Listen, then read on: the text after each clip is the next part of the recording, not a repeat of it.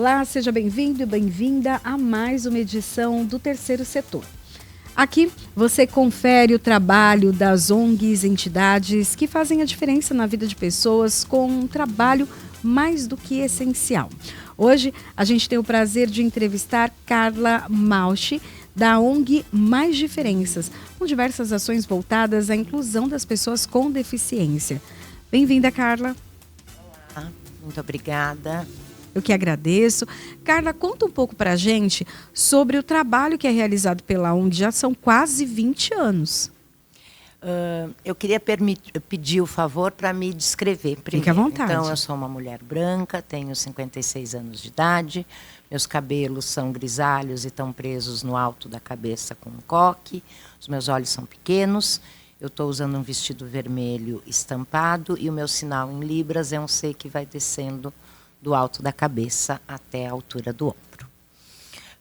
Voltando à tua pergunta, é isso. A Mais Diferenças é uma organização da sociedade civil de interesse público que agora, em dezembro, completa 20 anos. A Mais Diferenças, MD, como a gente chama, é uma organização que foi fundada por um grupo de profissionais e ativistas de direitos humanos com e sem deficiência. Há 20 anos atrás, nós ainda não tínhamos a Convenção Internacional sobre os Direitos das Pessoas com Deficiência, não tínhamos a Lei Brasileira de Inclusão, portanto, ainda tínhamos um longo caminho a trilhar. Mas nós acreditávamos que as pessoas com deficiência tinham o direito de estar em todo e qualquer lugar, como qualquer cidadão tem esse direito. Então, a gente funda Mais Diferenças para contribuir com os diferentes setores da sociedade, né? Setor público, terceiro setor, universidades, empresas, a construir processos, programas e projetos que fossem acessíveis e inclusivos, que possam acolher todas as pessoas. Esse é o objetivo central da Mais Diferenças. Queria até que você desse alguns exemplos, porque a ONG ela não é como as ONGs convencionais que a gente conhece, que recebem ali, então, pessoas para um atendimento. Vocês têm, na verdade, vocês levam para os locais e capacitam pessoas para o atendimento, né? Isso. Quando a gente, então, pensa, né, qual seria a nossa missão e como nós atuaríamos, se a gente acredita na inclusão, e acredita que as pessoas com deficiência precisam estar em todos os lugares, a gente compreendia que, naquele momento, seria mais importante a gente não garantir um atendimento direto, mas poder contribuir com escolas, universidades, museus, bibliotecas, para que as pessoas com deficiência tenham equiparação de oportunidades. Então, a Mais Diferenças trabalha em parceria. Uma outra característica, que é um pouco diferente das ONGs convencionais, é que a gente não trabalha por tipo de deficiência, né? A gente tem várias organizações muito sérias que estão focadas em um tipo de deficiência. A Fundação Dorina Novil trabalha com pessoas cegas. Instituto Jô Clemente trabalha com pessoas com deficiência intelectual e autismo. A Mais Diferenças trabalha com todos os tipos de deficiência. Porque quando a gente está, por exemplo, numa sala de aula, a gente pode ter estudantes com deficiência visual, com surdez, com deficiência intelectual. E esse encontro das diferenças de pessoas com e sem deficiência gera um outro movimento. Então, a gente respeita as especificidades, garante acessibilidade, né, medidas de acessibilidade diversificadas, entendendo as necessidades dos públicos, mas o nosso grande desafio e a nossa crença é de que as diferenças são boas para todo mundo. Valorizar a diversidade, garantir o direito das pessoas com deficiência, não é um direito só das pessoas com deficiência. Por exemplo, se nós, desde a primeiríssima infância, quando a gente entrou na educação infantil, a gente tivesse tido contato com crianças com diferentes deficiências, o nosso repertório hoje seria diferente. A gente teria muito mais conhecimento. Talvez a gente pudesse ter aprendido Libras já desde pequeno e ser quase que uma língua materna. A gente teria aprendido a descrever desde pequeno para o nosso amigo que tem deficiência visual. Nós teríamos aprendido outros modos de nos relacionar com as pessoas com deficiência intelectual e autismo. A gente teria muito mais repertório. E uma sociedade que valoriza a diversidade, as diferenças, é uma sociedade que se relaciona melhor, que tem relações respeitosas, acolhedoras, num exercício de coexistência para a paz, e não de disputa, de separação, mas de soma, de valorizar. Me dá alguns exemplos, né, na prática, então, como funciona, porque a ONG atua principalmente nas áreas da educação e cultura. Exatamente. Então, por exemplo, a Mais Diferenças tem um projeto junto com a Secretaria Municipal de Educação de São Paulo, desde 2017, que até o ano passado foi financiado, inclusive, pela Fundação Grupo Volkswagen, que se chama Projeto Brincar. A gente atua na rede municipal de educação, desenvolvendo ações formativas junto com professores, coordenadores pedagógicos, diretores. A gente trabalha também desenvolvendo materiais pedagógicos acessíveis, pautados no desenho universal. O que é isso? Quando eu tenho, por exemplo, um livro geralmente é em tinta e papel. Esse livro não é para todas as pessoas. Então, o desenho universal é um conceito que surgiu na arquitetura e diz que a gente precisa pensar no desenvolvimento de projetos, serviços, produtos e relações que sejam acessíveis para um maior número de pessoas sem necessidade de adaptação. Então, a partir desse princípio do desenho universal, a gente desenvolve livros audiovisuais. A gente pega um livro original, O Léo e a Baleia, que é um livro infantil.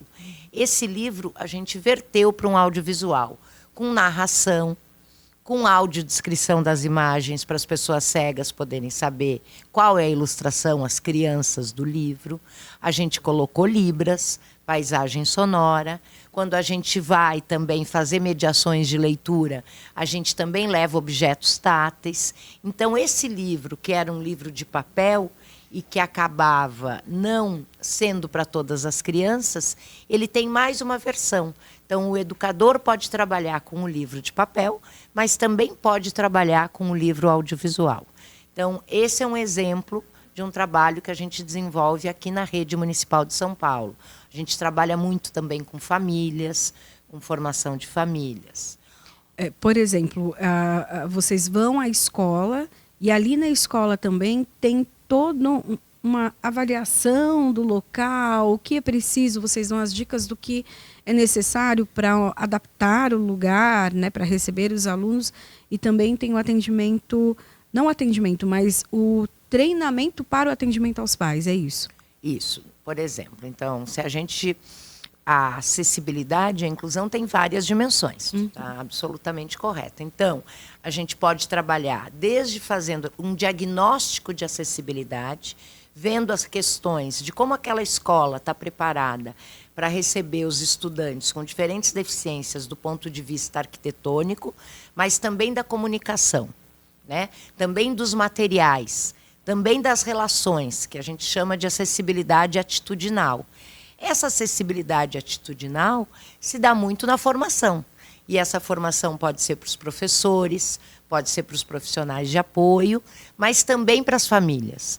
Para as famílias das crianças com deficiência, num processo de acolher, delas conhecerem os seus direitos, delas entenderem que todas as crianças se desenvolvem, que o brincar, por exemplo, é um direito e é fundamental que a família possa brincar com o seu filho, mas também trabalhando com as outras famílias, porque a gente ainda é uma sociedade capacitista.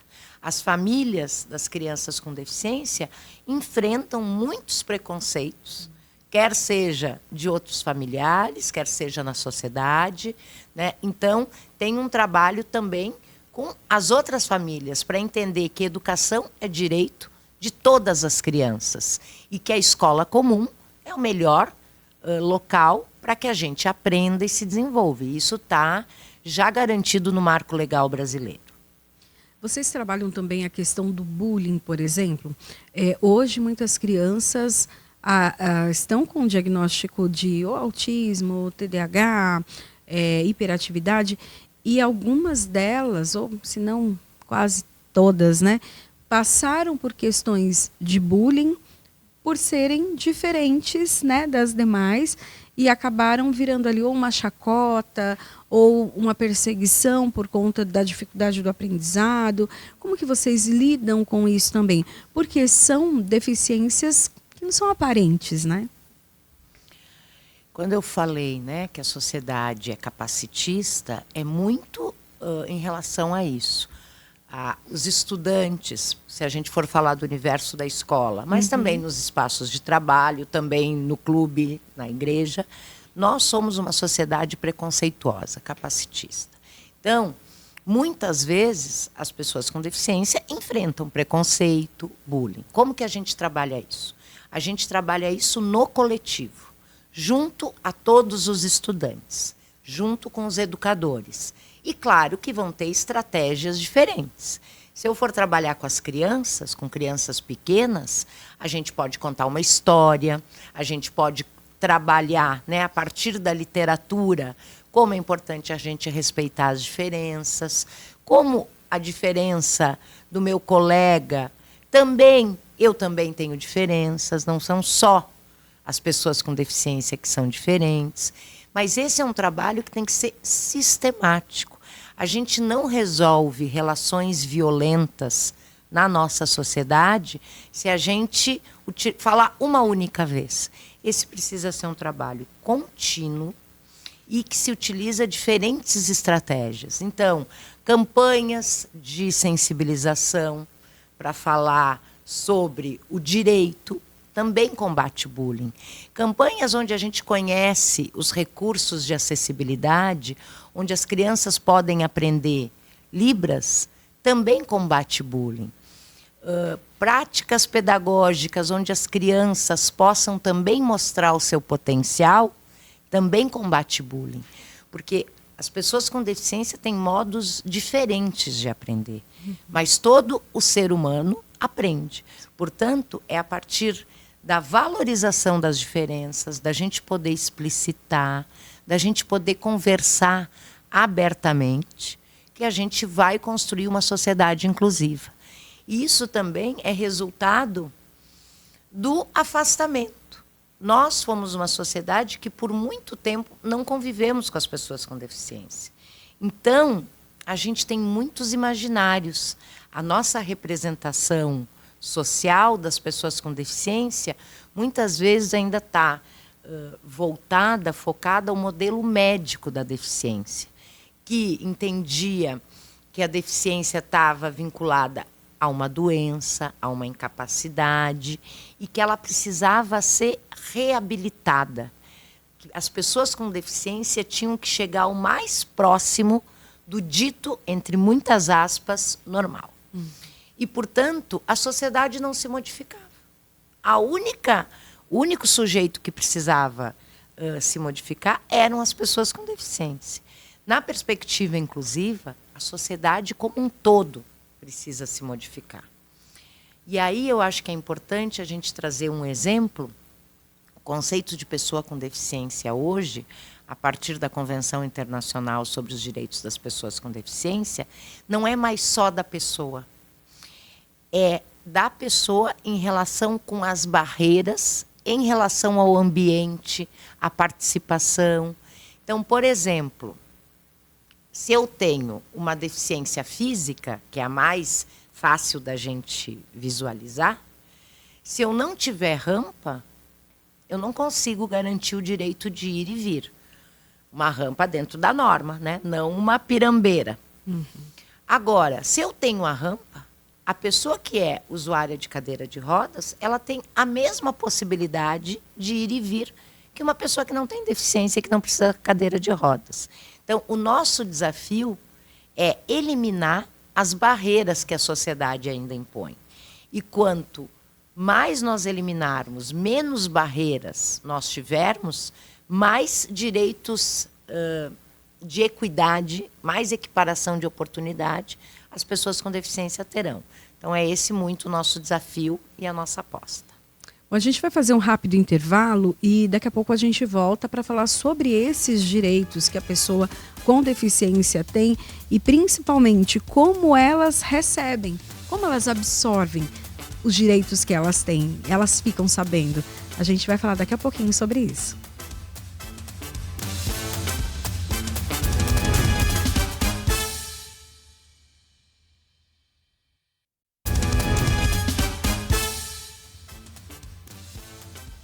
Estamos de volta com o terceiro setor. Hoje a gente conhece a ONG Mais Diferenças. Eu estou aqui com Carla Mauch, que é coordenadora geral da entidade. Carla, uma das missões também da ONG é a questão da informação. A informação dos direitos que as pessoas com deficiência têm. Isso é algo que vocês trabalham muito. Primeiro, conta pra gente esses direitos, né, se eles são garantidos. E se a gente tem alguma mudança vindo por aí em relação a isso? Bom, o Brasil tem um marco legal avançado em relação aos direitos das pessoas com deficiência, numa perspectiva do modelo social, pautada nos direitos humanos, né? Então, a Convenção Internacional é o grande marco e que ela tem status de Constituição. Ela vale o mesmo que a Constituição brasileira, foi aprovada como emenda à Constituição. Nós temos a Lei Brasileira de Inclusão, que consolida todo o marco legal antes da convenção e alinha a convenção. É quase como se fosse o estatuto das pessoas com deficiência. E nós temos vários outros marcos legais, por exemplo, a Política Nacional de Educação Especial Inclusiva, que foi promulgada agora em outubro. Esse é um outro marco legal vinculado ao Ministério da Educação e que ainda não é consensuado no país. Nós, enquanto sociedade, por mais que tenhamos esse marco, ainda existem muitas concepções e perspectivas. Não é toda a sociedade que entende e que compreende que o lugar dos estudantes com deficiência é a escola comum, como todo estudante. Há mais diferenças. Acredita, vivencia, experimenta, vê o desenvolvimento, vê o quanto as pessoas com deficiência em contato com pessoas sem deficiência é benéfico para todo mundo, para estudantes com e sem deficiência. Se eu sou um educador que tenho mais estratégias, que fui formado, que consigo propor práticas diversificadas, essas práticas vão ser melhor para todos os estudantes. Os recursos de acessibilidade são fundamentais para os estudantes com deficiência, mas contribuem com a aprendizagem de todos. Então, esse é um marco legal. Em relação à cultura, a gente tem a Política Nacional de Cultura, nós temos o Plano Nacional do Livro, Leitura e Literatura, a Política Nacional de Leitura e Escrita. Nós estamos aqui na Assembleia esperando, né, que seja aprovado o Plano Estadual do Livro, Leitura, Literatura e Biblioteca, que já está num processo bem avançado, que diz respeito à leitura, à literatura, mais à informação, por exemplo. Então, as pessoas com deficiência têm o direito garantido à informação. No entanto, vamos pegar mesmo o marco legal. As leis são escritas de uma forma que partem de uma gramática jurídica, que muitas vezes, não só as pessoas com deficiência, uma grande parcela da população brasileira não consegue compreender. Portanto, também acaba de sair um decreto, que é o da Política Nacional de Linguagem Simples, que diz que todas as informações e todos os serviços prestados, né, numa perspectiva do poder público, têm que estar desenvolvidos em linguagem simples. Então, a Mais Diferenças investe muito na produção de garantir a informação para todas as pessoas. Um exemplo é o Guia dos Direitos das Pessoas com Deficiência Intelectual, que a gente fez junto com várias organizações, o IJC, financiado pelo Tosini Freire, e que, eu vou colocar aqui, nós escrevemos e traduzimos a legislação de um jeito simples. Então, direito à educação, nós vamos explicar de uma forma simples o que é o direito à educação para as pessoas com deficiência. Direitos sexuais e reprodutivos. As pessoas com deficiência também têm direitos sexuais. Quais são os direitos nessa perspectiva em relação à saúde? A prevenção, direito à cultura, ao esporte e ao lazer. Então, a gente escreve. Eu até queria que você lesse para a gente um dos direitos, né? Porque é uma linguagem simples, então é para todas as pessoas entenderem. Exato. Então, por exemplo, direito à cultura, ao esporte, ao lazer. Todas as pessoas têm direito à cultura, turismo e lazer. Turismo, algumas pessoas não sabem o que é. Então, a gente escreve, coloca um glossário explicando. Turismo é poder passear, viajar, conhecer outros lugares. As pessoas podem ir ao cinema, teatro, dança, biblioteca, museu, que são programas culturais. As atividades culturais devem ser acessíveis para pessoas com diferentes tipos de deficiência. Elas também têm direito de ir a jogos de futebol, basquete, vôlei e esporte. E sempre a gente coloca ilustrações para facilitar a compreensão. Então, dá para perceber que o texto está escrito de uma outra maneira. Sim. E junto com esse livro que está em papel, a gente também produz um audiovisual, onde a gente coloca a narração desse texto. Então, mesmo uma pessoa que ainda esteja em processo de alfabetização ou que não seja alfabetizada, ela tem acesso à informação, porque ela pode escutar. Para a pessoa surda, a gente coloca tanto a legenda, o texto, que ela pode ler, se ela for alfabetizada em português, ou a Libras, que é a língua materna de um grande número de pessoas com surdez. Então, com esse material, eu volto lá àquele conceito do desenho universal, que é como que a gente pensa em estratégias para que a informação seja disponível para todas as pessoas. A ONG, né, As Diferenças, e fala dessa questão de diferentes deficiências, mas, por exemplo, para o ensino para uma criança, né, esse tipo de linguagem é o ideal, é o acessível para ela, mesmo que ela não tenha uma deficiência ali. Para um idoso, né, que já está também numa uma cognição diferente, também é o ideal. Exatamente. Então, quando a gente defende a inclusão, acho que tu conseguiste pegar muito bem. Esse material não é só para as pessoas com deficiência. A gente melhora o direito à informação para todas as pessoas. É verdade, as crianças não têm condições de ler uma lei. Sim. Mas é muito importante que as crianças, desde o início, conheçam os seus direitos e os seus deveres. E a gente, assim como trabalha com materiais sobre direitos, a gente também produz materiais literários, livros. Porque as pessoas com deficiência também não têm acesso à literatura. Existem livros em braille para as pessoas com deficiência visual, que é o formato que mais existe. Mas livros em linguagem simples, a Mais Diferenças é a única organização no Brasil que produz livros em linguagem simples.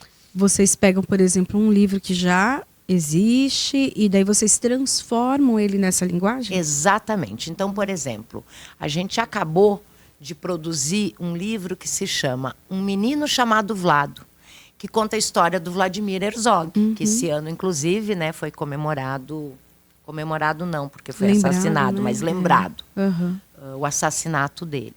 Tem um livro literário que é Um Menino Chamado Vlado. Os jovens e leitores que trabalham, porque quando a gente produz esse material, a gente tem pessoas com deficiência fazendo com a gente. A gente não faz só para as pessoas com deficiência, a gente faz com. E eles escolheram esse livro.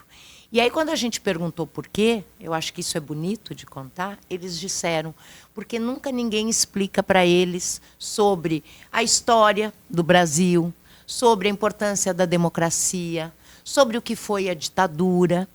E, através da literatura, eles puderam conhecer. Então, a gente pega o livro no original, a gente trabalha no texto para escrever de uma forma mais simples, coloca glossário, junto com um grupo de leitores com diferentes deficiências. E depois a gente também verte para o audiovisual, que tem a narração, que tem a libras, que tem a descrição. Então, pessoas com diferentes condições, quer seja deficiência ou não, têm acesso à literatura. E para além das ações de formação, da produção do livro, eu queria dizer que essa biblioteca, a gente produz os livros com recursos públicos e de fundações privadas e de projetos de incentivo à cultura, é uma biblioteca gratuita. Então, biblioteca dá mais diferenças, acessando o nosso site, bibliotecamd.org.br, as pessoas podem ter acesso aos livros gratuitamente. Essa biblioteca tem livros em domínio público. Por exemplo, O Pequeno Príncipe, um clássico da literatura.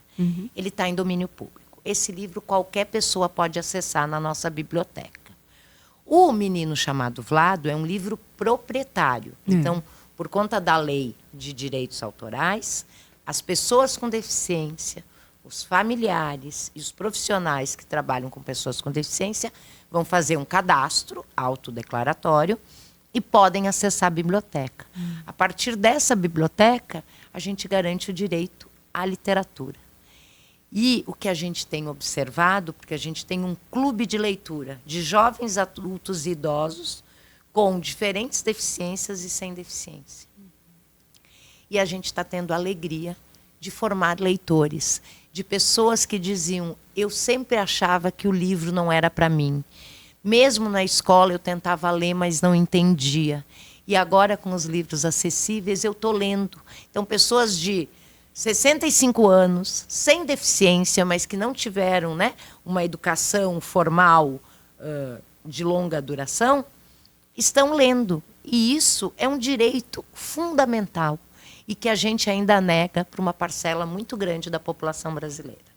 É porque se a linguagem e o entendimento ali daquele livro, ele é um desafio, a pessoa para. Isso acontece com qualquer pessoa. Se você pega um livro e ele é muito desafiador para você, você para com ele. Ele fica desinteressante, né?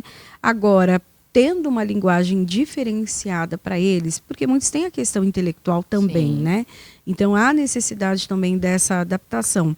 E isso cria que tipo de impacto nessas pessoas? Porque a gente já sabe que a leitura, ela mexe com a imaginação, com as emoções, com a criatividade. O que você percebe neles, quando eles conseguem romper esse desafio? Bom, para mim é uma das experiências mais lindas que a gente tem vivido na Mais Diferenças. Porque é isso, a literatura abre portas, abre mundos. A gente também conhece outras realidades, a gente também pode ver, né, como que vivem as pessoas com deficiência em outro lugar, a gente pode conhecer outras realidades além da deficiência. Então, o que a gente tem percebido? A primeira questão é uma melhoria na capacidade leitora, é visível. No início, eles começam timidamente, eles não querem ler em voz alta. Depois de já terem entrado no grupo, de também ter uma relação de confiança, a gente percebe mudanças visíveis na capacidade leitora. E a capacidade leitora tem a possibilidade de ler, mas de compreender. Estando em grupo, a gente também percebe um sentimento de pertencimento, de acolhimento, de respeito, de autoestima. A gente tem trabalhado com eles também a escrita. Por exemplo, nós lemos no Clube de Leitura um Menino no Espelho, do Fernando Sabino, que conta as memórias do Fernando Sabino numa infância há 80 anos atrás. Muitos deles lembraram das suas infâncias. E depois da gente ler o livro, a gente fez um exercício de cada um contar a história da sua infância. Cada um pôde contar um pouco de onde veio. Depois eles escreveram. Então, não só a capacidade leitora, mas a capacidade de escrita, que é um grande desafio. A capacidade de ampliar o repertório.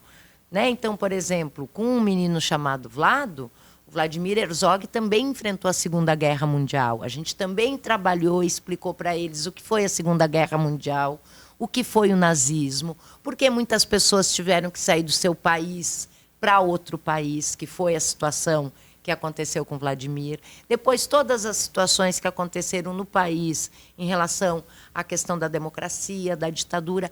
Olha quanto conhecimento. E eles podem falar hoje de igual para igual. A gente tem trabalhado muito com formação de mediadores. E as pessoas com deficiência que fazem parte do clube de leitura participam, são os formadores. E isso também é muito importante para os professores, para as famílias e mesmo para as pessoas com deficiência verem outras pessoas com deficiência intelectual falando sobre a leitura, dizendo da importância, contando vidas secas, por exemplo. A gente dialoga com eles com vidas secas como com qualquer leitor. Se emociona com a morte da baleia, vê as desigualdades, as diferenças de como era, né, o sertão. Então, isso abre muitas portas e abre esse direito também de acessar a informação, de aprender, de participar e, por que não, quem sabe, de escrever, de também se transformar num escritor. A gente vai avançar, porque hoje a gente ainda tem poucos escritores com deficiência, porque nós temos poucos leitores, eles nunca tiveram direito à literatura. Mas no momento que cada vez mais eles têm direito à literatura, a gente entende que eles podem também se transformar em escritores, também contar sua história, também narrar e deixar as marcas como um sujeito de direito. Bom, a gente vai fazer mais um intervalo. Daqui a pouco voltamos, então, para falar sobre essa ONG que expande, né? Expande o conhecimento, expande os direitos, expande. Acho que a ideia também é essa, né? Entender que as diferenças elas acontecem em qualquer ambiente, mas que elas não podem nos separar, né? Elas podem apenas fazer com que a gente tenha mais tolerância, entendimento um com o outro. Então a gente vai para esse intervalo, já volta.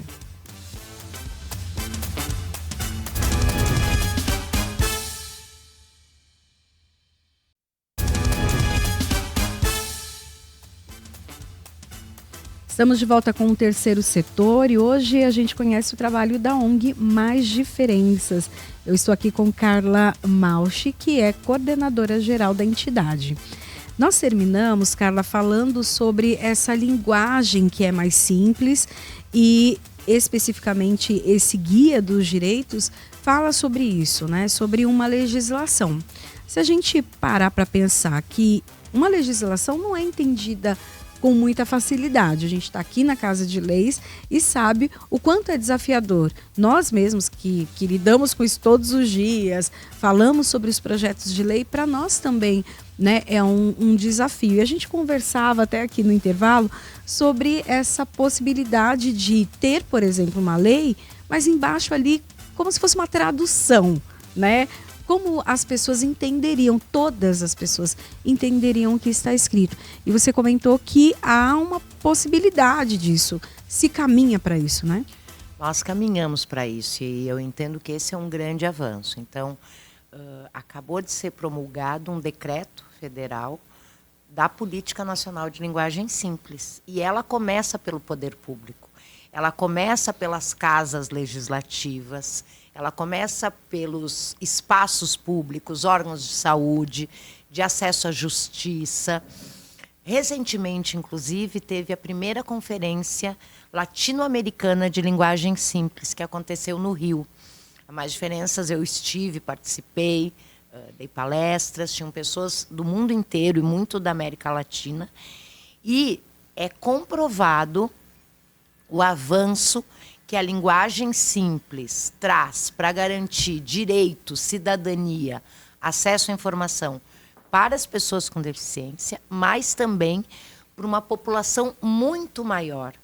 Os idosos, como tu falaste, as pessoas, a gente tem um índice de alfabetismo funcional muito grande. Então, esse material é também para esse grupo de pessoas. É para os imigrantes que estão, né, aprendendo o português como segunda língua. Então, inclusive, eu queria fazer um chamamento aqui aos legisladores, aos nobres deputados, que esta casa comece a produzir as leis em linguagem simples.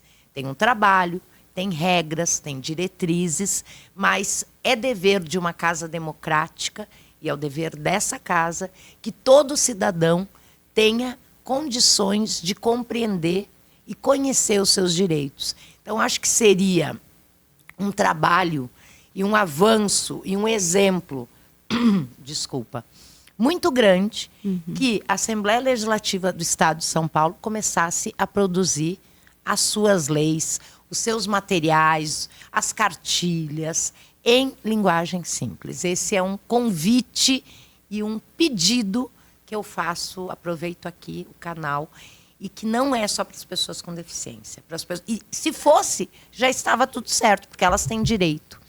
Mas é pensar que quando a gente pensa num material que tem diferentes formas, como tu disseste, um está escrito em linguagem simples, outro está narrado, um número muito maior de pessoas pode ter acesso à informação.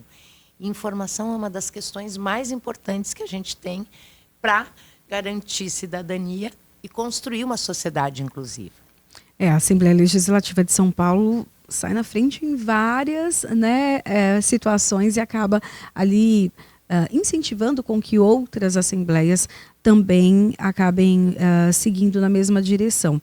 A gente até como jornalista aí da Rede Alesp, não só aqui na TV, mas também nas redes sociais, no site, a gente tem um pouco também desse papel de trazer a linguagem mais simples, explicar realmente o que, de repente, aquela lei que parece ser tão difícil de entender, a gente destrincha ela para que as pessoas entendam. Então, assim, acho que pode ser uma junção de forças, né? Para todos realmente terem a informação e o quanto isso é importante. A ONG também realiza um trabalho de pesquisa. Conta para a gente como é, porque essas pesquisas elas acabam ditando ou servindo ali como base até para o desenvolvimento de políticas públicas. Sim, há mais diferenças. Então, trabalha, né, fortemente com ações de formação, de produção de materiais e conteúdos acessíveis, como o guia que eu falei, como os livros de literatura, mas também com um trabalho grande de pesquisa e sistematização. A inclusão ainda é muito recente no nosso país. Então, a gente ainda precisa compreender, pesquisar e também compartilhar as boas práticas. Então, há mais diferenças tem... a gente acabou, o ano passado, de fazer uma pesquisa sobre o acesso à cultura por pessoas com deficiência no estado de São Paulo. Então, a gente fez uma pesquisa quantitativa e qualitativa e, infelizmente, os dados, né, mostram que a grande maioria da população com deficiência ainda não tem acesso a cinema, a teatro, a museu, a literatura, por vários motivos. Primeiro é a questão da acessibilidade, né? Nas suas diferentes dimensões. Chegar no cinema, o preço do ingresso do cinema, se o cinema tem descrição, legenda, libras, se o cinema tem um convite que explica de uma forma simples qual é o filme, em que hora está, porque às vezes é tão complexo que um leitor com dificuldades ainda, ou que está num processo de aprender, não consegue entender. E aí já diz, isso não é para mim. Como que ele é acolhido nesse cinema? Os funcionários estão preparados? Portanto, é uma questão de formação de público. A formação do acesso à cultura, ela não se dá num passe de mágica. É preciso investir, é preciso convidar. Então, a gente percebeu, por meio da pesquisa, o que a gente já sabia, né, pela percepção, de que as pessoas com deficiência têm um acesso muito mais reduzido do que a população geral à deficiência. No momento, a gente também está trabalhando numa pesquisa sobre boas práticas de alfabetização em escolas inclusivas no mundo inteiro. Então, experiências internacionais e quer seja para a gente trazer boas práticas, para que a gente possa também aprender, mas para também ver como o país, em muitos pontos, está muito mais avançado que outros países. Também para a gente valorizar o que a gente já chegou. Porque é lógico que, por exemplo, a educação inclusiva é um grande desafio. Sim. A escola precisa melhorar. Essa é uma luta da sociedade brasileira. Mas a grande questão ou o grande problema da escola não são os estudantes com deficiência.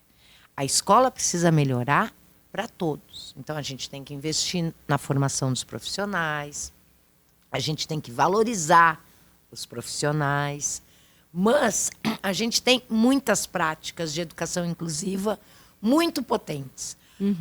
Semana passada, no sábado, nós temos um outro projeto que se chama Diversidade à Potência, que é de formação de educadores da Zona Leste daqui de São Paulo, que é um projeto financiado pelo Citibank. E nós fizemos um seminário de encerramento com as professoras contando as suas práticas, do que elas fizeram no projeto. E nós tivemos práticas muito importantes das professoras, que escreveram, que foram protagonistas, que contaram e que conseguem perceber o avanço dos estudantes, de como a inclusão é boa para todos os estudantes, não só os estudantes com deficiência.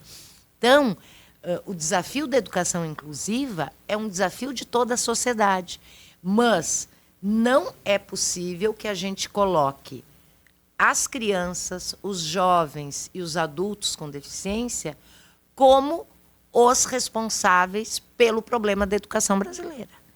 Eles vão nos ajudar a melhorar a educação brasileira e não ser um problema ou piorar a qualidade da educação. Então, esses desafios são importantes e que precisam estar sistematizados. Então, por isso que a Mais Diferenças investe tanto em pesquisa. A gente também está em muitas redes de defesa dos direitos das pessoas com deficiência. Então, a Mais Diferenças faz parte da Coalizão Brasileira pela Educação Inclusiva, que é um grupo de organizações não governamentais que defendem a educação inclusiva, onde a gente faz incidência, advocacy. A Mais Diferenças também participa da Rede IN, que é a Rede Brasileira dos Direitos à Inclusão da Pessoa com Deficiência. E essa questão da inclusão ela é muito importante, né? Muito. Porque assim, a inclusão que a gente fala não é apenas dar acesso, mas é fazer parte, é isso que você está falando. É fazer parte e fazer bem, né? A gente também faz parte do Conselho Consultivo da Ouvidoria Externa da Defensoria Pública do Estado de São Paulo. A gente também faz parte do Comitê de Governança do Plano Estadual do Livro, Leitura, Literatura e Biblioteca daqui do Estado de São Paulo.